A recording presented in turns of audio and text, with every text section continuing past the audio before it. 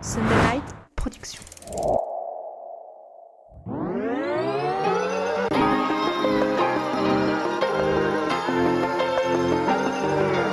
Bienvenue sur le podcast Dans la tête d'un cycliste, l'émission dédiée à tous les passionnés de vélo sous toutes ses formes. Chaque semaine, Arnaud Manzanini part à la rencontre de celles et ceux qui font le cyclisme pour nous inspirer et nous aider à nous améliorer. Bonjour à toutes et à tous, bienvenue dans le podcast Dans la tête d'un cycliste où j'ai encore le plaisir d'accueillir Camille Pic qui m'accompagne et qui va co-animer cet épisode avec moi. Bonjour Camille. Salut Arnaud. Après des épisodes passionnants, on a eu beaucoup de retours très positifs sur l'hydratation et sur la température corporelle. Nous allons parler du sommeil aujourd'hui et de l'impact du sommeil sur la pratique sportive. Alors sport et sommeil, quel est le lien Camille ? Pourquoi est-ce que nous dormons ? C'est vrai ça sert à quoi ? Quelle est l'utilité du sommeil ? C'est vrai que très personnellement, j'aimerais ne pas avoir à aller dormir parce que, tu vois, 24 heures, ça ne suffit pas dans une journée. Je repousse à chaque fois, mais au bout d'un moment, très clairement, le corps s'éteint. Et c'est nécessaire, tu le ressens bien, dès que tu manques de sommeil, tu vois ta différence de comportement. Mais s'il y avait une définition à donner, une utilité en tout cas, plus scientifique, on va dire. Le sommeil, il nous permet de favoriser nos capacités à apprendre. On mémorise quand on dort et du coup, on prend des décisions qui sont plus logiques et plus rationnelles grâce à tout ce qu'on a appris et du coup emmagasiné pendant qu'on dormait. Donc c'est extrêmement important. Et au-delà de l'aspect vraiment mémorisation et apprentissage, le sommeil, il nous permet aussi de réajuster nos émotions.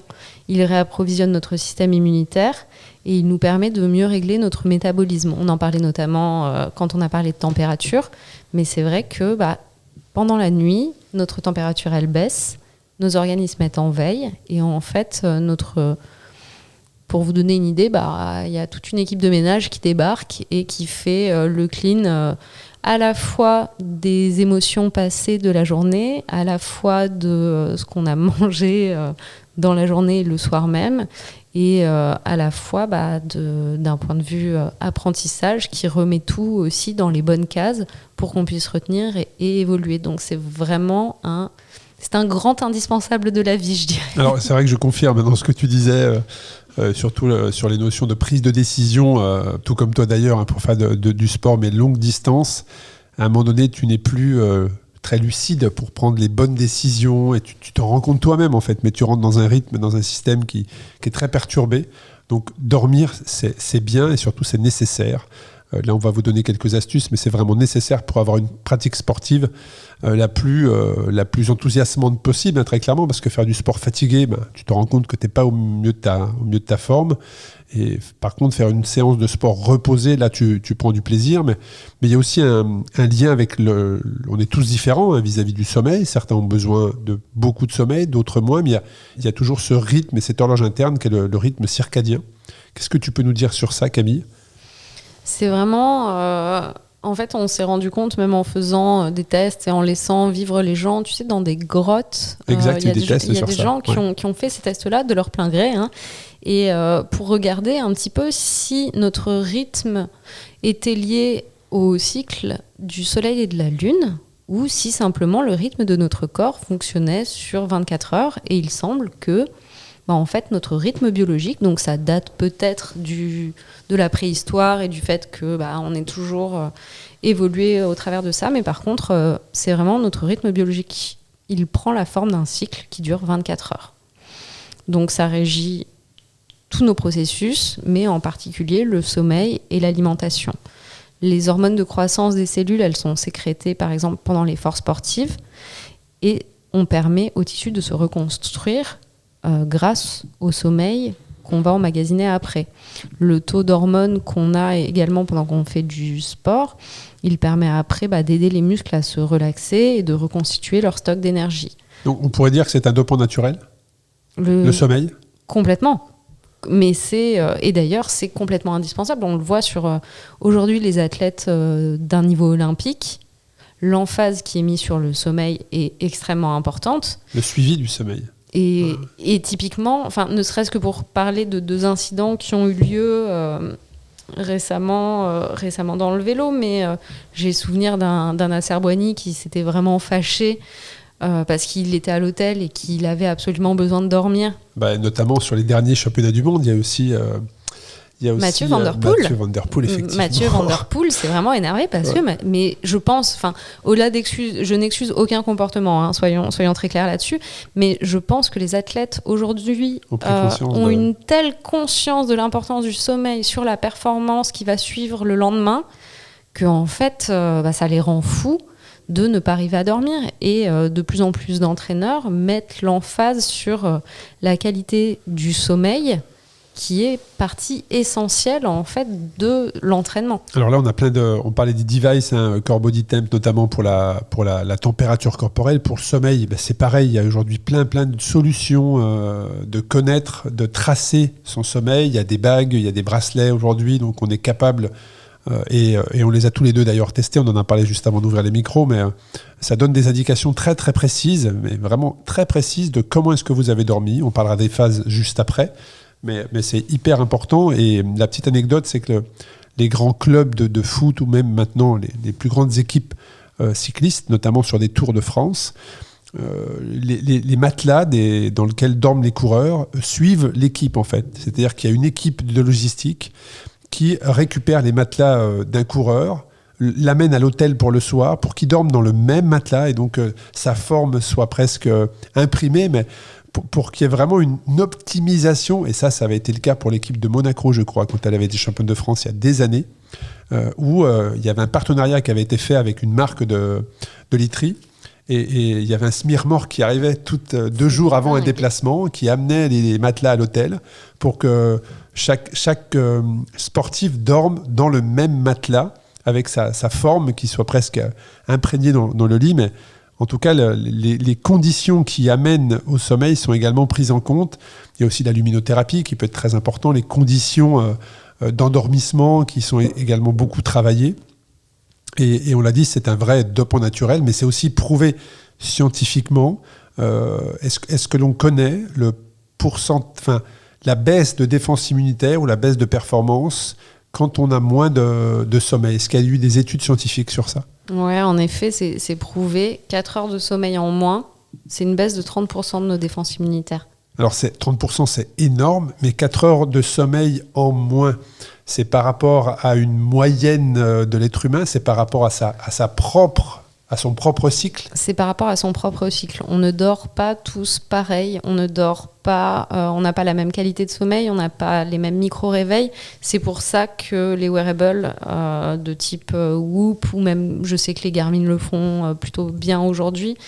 Moi, j'avais la perception de toujours très mal dormir, et du coup je m'étais mis en tête aussi, j'avais cette construction de toute façon moi je dors mal, j'ai des grosses difficultés d'endormissement, la nuit je me réveille beaucoup, mon sommeil est bof, et en fait au bout d'un moment, à force de tester, je me suis dit ok, non, en fait j'ai pas besoin d'énormément de sommeil, par contre quand je dors j'écrase. Le sommeil est bon. Donc mon sommeil est de bonne qualité. Il vaut peut-être mieux dormir 6-7 heures de très très très bonne qualité plutôt que de passer 12 heures au lit avec beaucoup de micro-réveils, avec je me réveille, je suis 2 heures sur mon téléphone, voilà, tous ces réflexes horribles. Par contre, est-ce qu'il existe, et je souris en pensant à ma question, mais est-ce qu'il existe une solution pour dormir le moins possible tout en récupérant bien? Enfin, je ne sais pas si je suis très clair.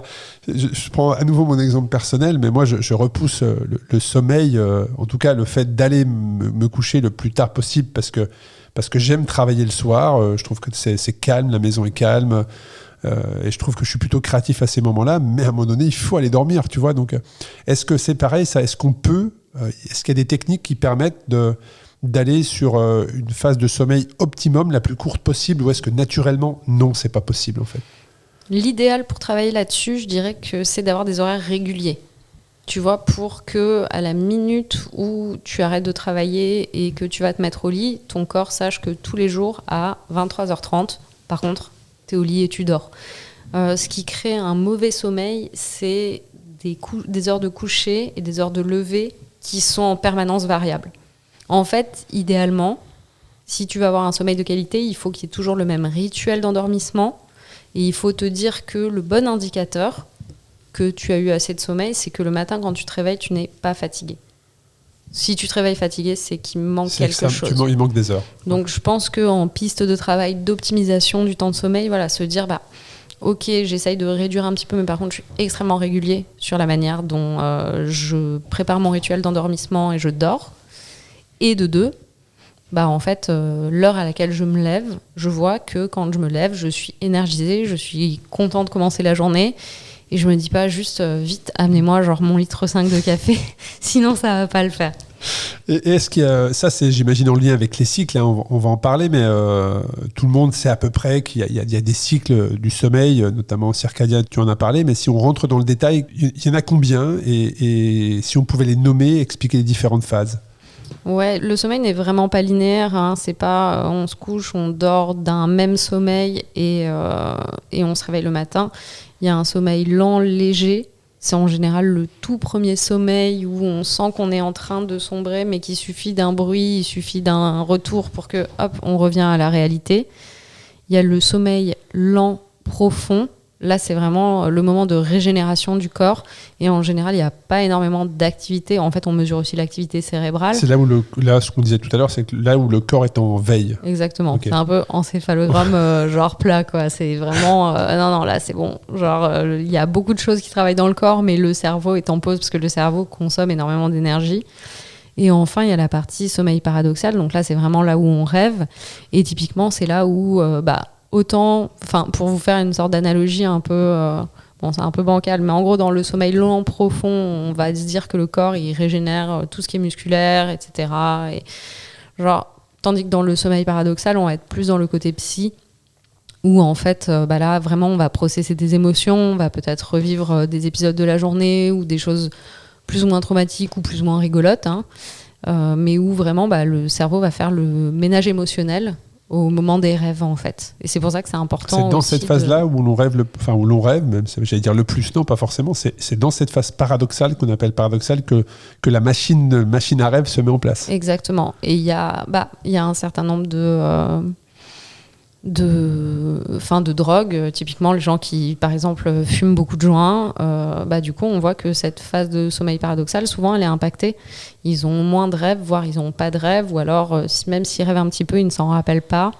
Et c'est aussi le problème avec certains médicaments, certains somnifères, etc., où les gens ne rêvent plus. Et du coup, moi, je pense que c'est quand même important d'essayer, sans s'en rappeler et sans faire de l'analyse de rêve, mais juste de se dire, ok, je rêve de choses. Quand je me réveille et j'en ai une petite réminiscence le matin, j'en fais ce que je veux, mais par contre, c'est la preuve que, à un moment, dans mon esprit, il y a des choses qui sont passées et qui ont été processées. C'est intéressant. Moi, c'est la première question que je pose à mes enfants autour du petit-déj. C'est alors, à quoi t'as rêvé cette nuit? C'est vrai? C'est vrai, toujours. Et ils font des bons rêves ou pas? Ça me donne une indication de leur état de stress. Ça me donne, voilà. Puis en fonction des périodes aussi, ça, tu vois, ça ils ont des messages aussi, tu vois. Ils font passer des messages à travers leurs rêves. C'est assez drôle. Mais est-ce qu'on est en capacité de dire aujourd'hui combien de phases le corps a besoin pour être, on va dire, en forme optimum, et un cycle dure combien? Alors, un cycle, ça comprend les quatre phases. Les trois phases. Ouais, les trois phases, pardon. Ouais. En général, ça dure à peu près 90 minutes, tout le cycle. Donc, après, ça dépend d'une personne à l'autre. Et en portant un device, on peut voir un petit peu ces phases-là. Il faut que plusieurs cycles se succèdent dans la nuit. Donc, en gros, on va faire entre 3, 4, 5 cycles de 90 minutes où on va alterner le sommeil léger, le sommeil profond et le sommeil paradoxal. Et c'est vraiment l'enchaînement de ces cycles. Et c'est pour ça que des fois, on arrive à refaire, on refait le même rêve dans la nuit. Il y a un moment où on va être en sommeil un petit peu plus léger, on se rappelle d'un truc, on se rendort, ou alors le rêve va continuer. C'est en fait des cycles qui se prolongent en quelque sorte, quoi. Et c'est vrai qu'on a toujours entendu qu'il ne faut pas réveiller une personne quand elle est dans tel ou tel cycle. Est-ce que là, c'est pareil? Il y a des choses que l'on peut partager sur ça, de réveiller quelqu'un alors qu'il est en sommeil paradoxal? Est-ce qu'il doit avoir un réveil naturel? Est-ce que c'est pareil quand on va se coucher, qu'on programme son réveil? Est-ce qu'on essaie de tenir compte de ces cycles pour ne pas casser un cycle? Le mieux, parce qu'en fait, le 90 minutes, il est quand même assez... il est assez aléatoire d'une personne à l'autre. Et du coup, moi, je serais plutôt partisane de se dire que on trouve la bonne qualité, le bon horaire de sommeil qui nous convient. Et du coup, mécaniquement aussi, le corps va se réguler Et si tu te dis, bah voilà, moi je me rends compte que en me levant à 6h30 tous les matins, je suis fatiguée. Par contre, j'ai essayé 6h45 et ça marche super bien. Ah, c'est intéressant. En fait, si après tu gardes ça en permanence, y compris les week-ends, y compris, tu vas toujours avoir une qualité de sommeil qui va être, en tout cas, optimisée. Je dirais pas optimale, mais optimisée, pour te dire, bah voilà, mon corps sait que tous les soirs, il a exactement le même espace, plutôt que... En fait, pour le sommeil, il faut surtout pas tomber dans ce truc On parle souvent de dette de sommeil. Mais il faut savoir un truc, c'est que ça n'existe pas, en fait, parce que tu récupéreras jamais. Exactement. Une dette, ça se rembourse. Une dette de sommeil, ça ne se rembourse pas. Et c'est pas parce que tu dors 12 heures le week-end que tu vas récupérer des semaines où tu as dormi 3-4 heures toutes les nuits. Tu les récupéreras pas, non. Effectivement. Donc du coup, voilà, c'est un incompressible. Et vraiment, il faut être... il y a beaucoup de gens qui sont très très sérieux à l'entraînement et beaucoup moins sur le sommeil. Et pour moi, tu dois être au moins aussi sérieux sur les deux. Parce qu'il y a un vrai impact. Il y a un vrai impact. En tout cas, le sport a un impact sur le sommeil. Le sommeil, là, on fait l'effet inverse. C'est-à-dire qu'on explique que le sommeil a un impact sur sa pratique sportive, mais à l'inverse, le sport, le fait de faire du sport a aussi un impact sur les pathologies de sommeil. Complètement. On peut prendre par exemple les gens qui font de l'apnée du sommeil, en fait. Donc c'est vraiment des pauses respiratoires pendant qu'ils dorment. Donc les gens en fait arrêtent de respirer et d'un coup font et reprennent leur souffle. Du coup, c'est vrai qu'en faisant du sport, on active le tonus au niveau des muscles du pharynx et ça peut beaucoup diminuer la gravité des symptômes. Il faut savoir que l'apnée du sommeil, ça touche beaucoup de gens, mais ça a une tendance quand même aussi à être souvent le cas chez les gens qui sont en surpoids. Donc, faire du sport, être en activité, arriver à perdre du poids, ça peut aussi permettre de limiter du coup les symptômes d'apnée du sommeil. Et puis, en préparant cet épisode... j'ai trouvé effectivement une pathologie sur le lien entre le sport et le sommeil que je ne connaissais pas, qui est le syndrome des jambes sans repos. Tout à fait. Alors, pour celles et ceux qui connaissent, par contre, vous savez très bien comment ça fait. C'est qu'on a besoin de bouger les jambes au moment où on est allongé. On a parfois des sensations qui sont à la limite de la petite décharge électrique. Et c'est très compliqué de s'endormir parce qu'en fait, on a l'impression que nos jambes veulent faire un truc alors que le reste du corps aimerait dormir. Et c'est vrai que la pratique sportive, elle va aider beaucoup à limiter ça. Elle va diminuer les réveils aussi qui vont être liés à ces douleurs-là. Donc c'est vraiment neurologique. Ouais, c'est neuro. Ouais, c'est neuro. Donc, et c'est un peu compliqué à adresser en médiquant. Et par contre, avec du sport, il y a des très très bons résultats. Donc ça aide énormément pour cette pathologie. Et puis, ça, c'est plutôt, je pense que les gens peuvent le comprendre, c'est-à-dire le fait de faire du sport a un impact sur les personnes qui souffrent d'insomnie, qui ont du mal à s'endormir. Il y a un effet sur ça également. Le sport a un effet sur l'endormissement et donc sur le sommeil. Tout à fait. Juste un point de vigilance sur l'heure à laquelle on fait du sport. C'est vrai que si on est sujet... Ça allait être ma question suivante, en fait, c'est ça. C'est-à-dire que est-ce qu'on peut faire... tout sport proche, en tout cas en soirée, il y a des gens qui n'ont pas le choix, mais s'il y avait un sport à pratiquer pour un meilleur sommeil en tout cas. Il faudrait privilégier plutôt des activités douces en soirée. Et par exemple, une séance de Zwift à 20h30, 21h, c'est compliqué. Après, voilà, on a tous des emplois du temps qui sont ce qu'ils sont. Il y a des impondérables, il y a du travail. Donc moi, la première, je fais des insomnies d'endormissement. Et pourtant, quand tu prépares des courses et que ton seul créneau, c'est 20h, 21h, et tu vas aller faire ta séance de Zwift. Et puis, c'est comme ça. Après, on peut quand même essayer de s'organiser. Moi, ce que j'avais fait un moment, c'est qu'en fait, du coup, je me levais plus tôt pour pouvoir faire mes séances le matin. Et du coup, le soir, j'étais vraiment crevée et je m'endormais beaucoup mieux. Ça m'a demandé cet effort-là de un peu tout bouger. Après, si on veut quand même faire du sport, c'est vrai que faire tout ce qui est doux, faire du yoga... préconiser l'intensité plus en milieu de journée, voire matinée, mais les éviter si on peut. Ou fin d'après-midi, si vraiment, genre vers 17h. Parce qu'après, il y a aussi le côté impact de la performance sportive qui est en général meilleur en fin d'après-midi.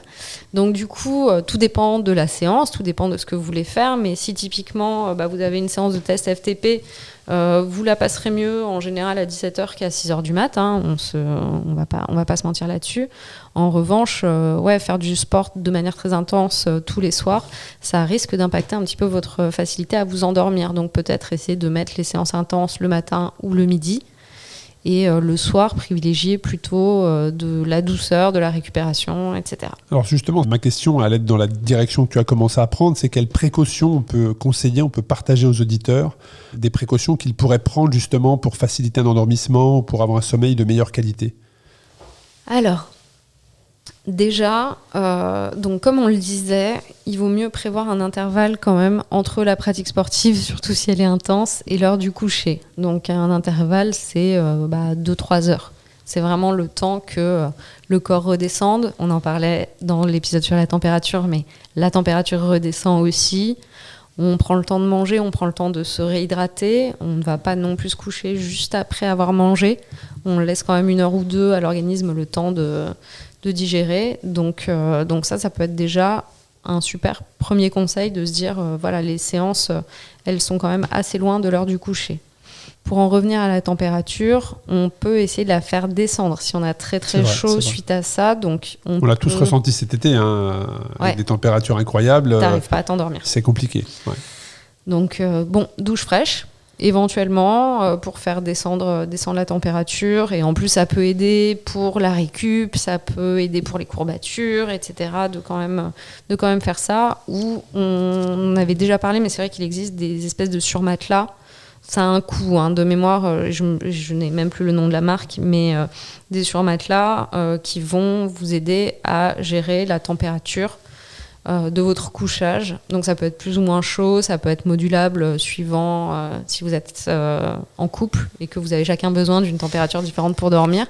Mais il existe aussi ce genre de choses qui permettent de mieux dormir. On peut aussi, si on est en train de préparer une grosse épreuve et que du coup on a des grosses séances, le sommeil n'est pas obligé d'être que la nuit. On peut aussi, si on en a l'occasion, faire des siestes. Donc on ne fait pas les siestes à 16 heures. Traitez-vous comme si vous étiez votre propre enfant, j'ai envie de vous dire. Mais les siestes, c'est pareil, il y a sieste et il y a sieste. Tu vois ce que je veux dire ? C'est-à-dire que tu peux faire une sieste de 15-20 minutes. On pourrait penser que c'est trop court, mais non, c'est suffisant pour recharger le corps. Et est-ce qu'on peut aller sur des siestes plus longues ? C'est-à-dire que tu pars faire ta sieste, mais tu vas dormir 90 minutes, 2 heures.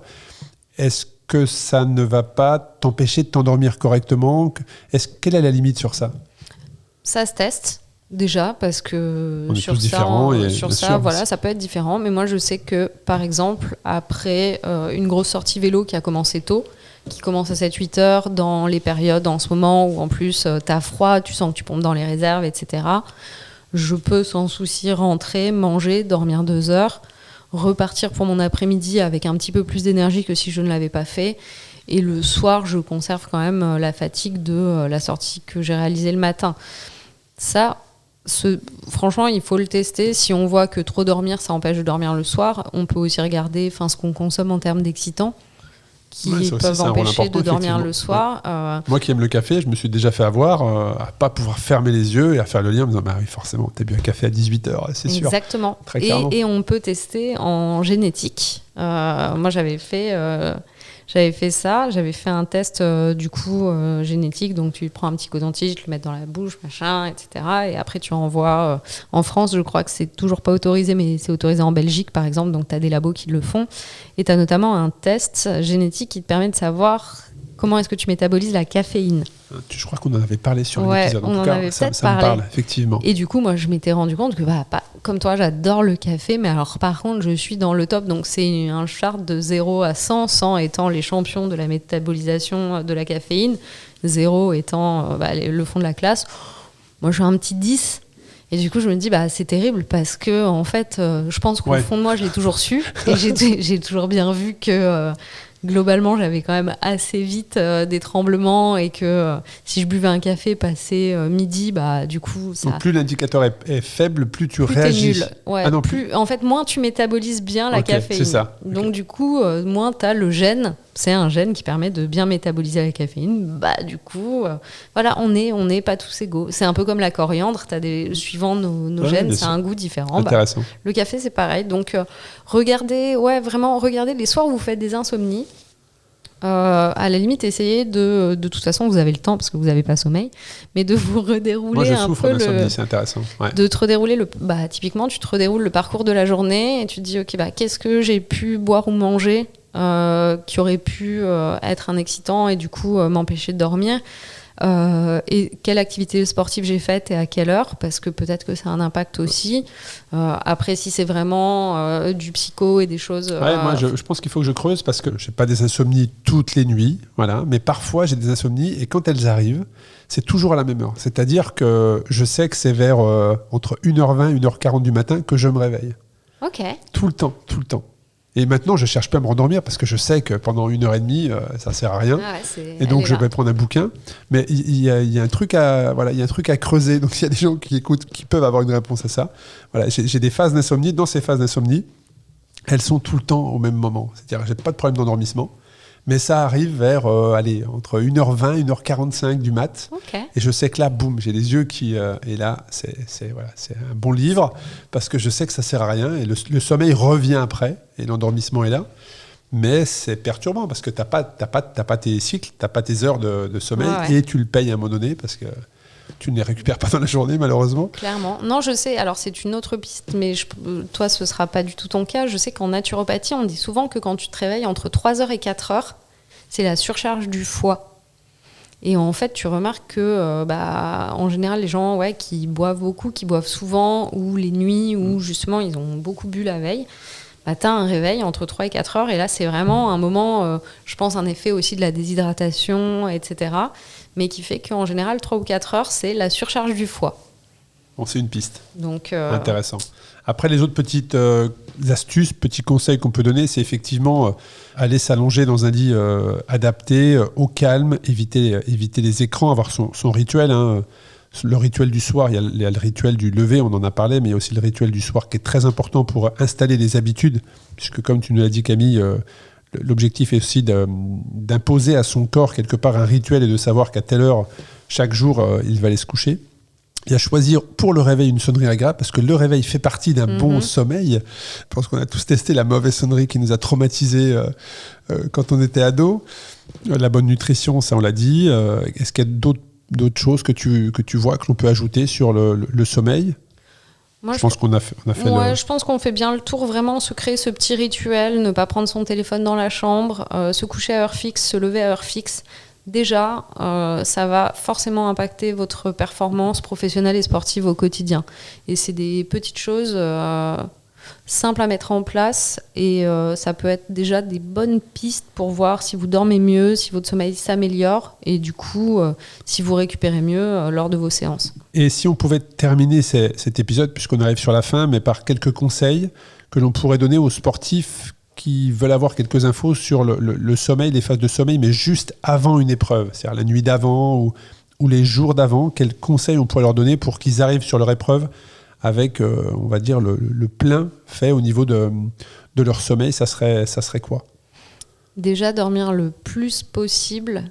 Emmagasiner un maximum de sommeil. Les jours qui précèdent le départ. Et un jour, quelqu'un de très sage m'a dit, en fait, la nuit la plus importante, c'est pas la nuit la veille de l'épreuve, c'est celle d'encore avant, parce que la veille de l'épreuve, tu vas mal dormir, parce que tu vas être en stress. Donc je trouve que c'est un bon conseil et ça permet aussi de se déculpabiliser en se disant, de toute façon, la veille de l'épreuve, il y a de fortes chances que vous dormiez mal. Et c'est OK, en fait, si vous avez emmagasiné suffisamment d'énergie les jours précédents, que vous avez vraiment pris du temps pour dormir, faut pas arriver sur la course en étant déjà cramé et donc en dette de sommeil, entre guillemets. Je pense que ça, c'est important. Ensuite, je dirais, essayer, quand on part en course et qu'on fait de l'ultra, avoir une stratégie de sommeil. Et en fonction de soi-même. Parce que en tout cas, les premiers jours. Après, dans l'ultra, effectivement, quand tu pars sur plus de 5 jours, 10 jours, il faut que tu t'adaptes en fonction, mais sur les 2-3 premières nuits, quand tu pars faire de la longue distance, il faut que tu aies ta stratégie de sommeil.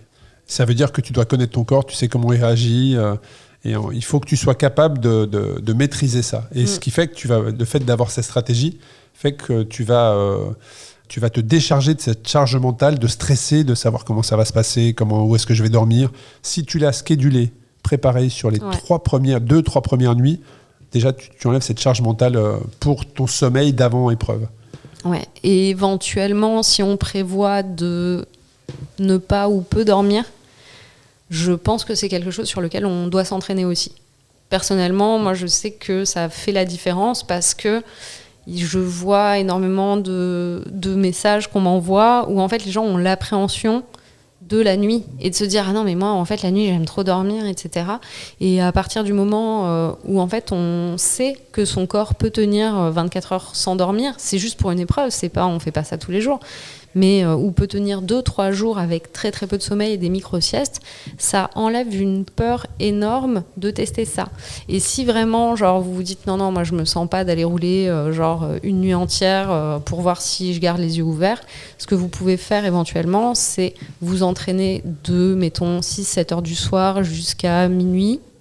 Vous rentrez, vous dormez un petit peu et vous repartez très tôt, genre vers 4 heures du mat, et vous retournez rouler. Ça vous fera un peu cet effet genre mini-ultra d'entraînement et vous verrez que on se fait souvent un drame de la privation de sommeil alors qu'au final, sur le moment de la course, avec l'adrénaline, avec tout ce qui se passe, on s'en rend à peine compte. Ouais, quoi. c'est vrai qu'il faut savoir se faire confiance et moi je sais que pour nos différentes organisations Race Cross, on travaille énormément avec un spécialiste du sommeil. D'ailleurs, au moment où sort cet épisode, il y a probablement des annonces qui auront déjà été faites autour de nos épreuves Race Cross en lien direct avec le sommeil. Et donc, je travaille avec un spécialiste qui s'appelle Rémi Urdiel. Et avec Rémi, j'avais enregistré l'épisode 49 sur le podcast Dans la tête d'un cycliste, qui était sorti en janvier 2022, donc il y a un an quasiment, jour pour jour, au moment où on enregistre, qui s'appelle Comment gérer son sommeil en ultra. Et il vous donne beaucoup de conseils. Donc, je vous invite à aller écouter l'épisode 49 de Dans la tête d'un cycliste. Et vous verrez qu'il y a vraiment plein d'astuces à prendre et ne pas tomber dans le piège. Et c'est peut-être le dernier conseil que je pourrais donner, c'est ne pas dormir pour être performant en ultra. Ça, c'est une absurdité totale. C'est comme les grands navigateurs. Je veux dire, les mecs sont très bien câblés quand ils partent faire le Vendée Globe. Ils savent que c'est à celui qui va bien dormir, justement, qui va être beaucoup plus lucide pour prendre ses décisions et non pas celui qui va le moins dormir, qui va être en tête de l'épreuve. Ça, ce sont des raisonnements qui sont dépassés. Voilà. On arrive sur la fin de l'épisode. Camille, est-ce que tu as peut-être quelque chose à partager, une dernière astuce, ou est-ce qu'on a fait le tour? Je pense qu'on a déjà bien résumé. On vous a donné quelques indications sur différents autres épisodes qui peuvent compléter celui-ci. Je pense qu'on a été assez exhaustif pour aujourd'hui, donc testez. Apprenez à vous connaître, essayez de régler votre sommeil aussi régulièrement que votre entraînement et ça devrait bien se passer. Et n'hésitez pas à nous partager vos retours. Camille, sur les réseaux, c'est Mange tes légumes en tant que pseudo, donc n'hésitez pas. Tout à fait. Voilà. Merci beaucoup Camille, à très bientôt. Merci Arnaud, à très vite.